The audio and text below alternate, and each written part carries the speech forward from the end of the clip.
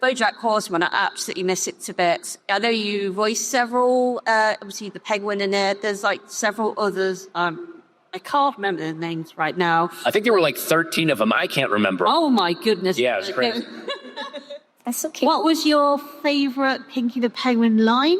If you can, don't worry if you can't remember. My favorite. What your favorite what line? Pinky the Penguin. You know, the penguin, the poor one. Sorry. Pinky Penguin. My favorite line of his. There's an episode where there's I think it's either a cat or a bird.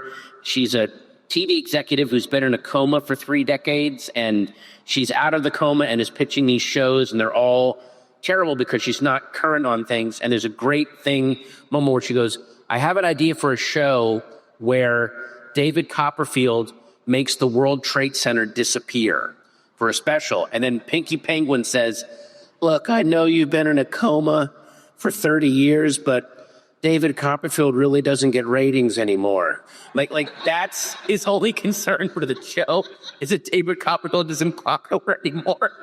So that was when they sent me that script and I read that line, I was like, oh my God, that's one of the funniest things I've ever read. So that was my fave. You've had a lot of animated roles. I was wondering, what was your favorite to record, and what was one that was particularly taxing?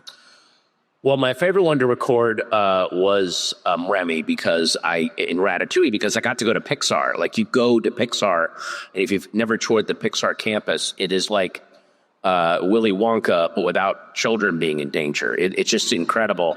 And getting to work with Brad Bird, like getting to watch a genius craft a story. So there was every single bonus that you could have on a job would be there.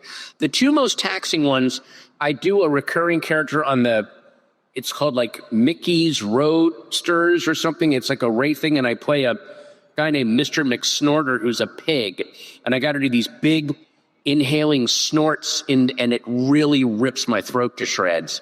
And in a similar one, Professor Dementor on Kim Possible, when I would do that, we had to do that early in the morning and not book any more voiceover for the rest of the day, because it would just rip my vocal cords out. Which character archetype do you find the most hard to play, as well as bright? Well, how do you screw it? The hardest characters are always the one where you've really built an accent and an attitude from the ground up that is not yours.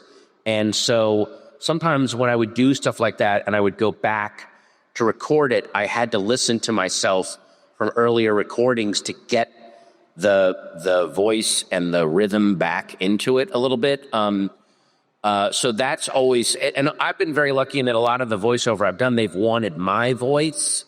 Like, they're not asking me to do a character, but when I have done like characters, there's a thing I'm working on now where I'm doing a very exotic voice. And when I go in to do ADR for it, I get in 20 minutes early and listen to earlier recordings so I can fall back into the voice.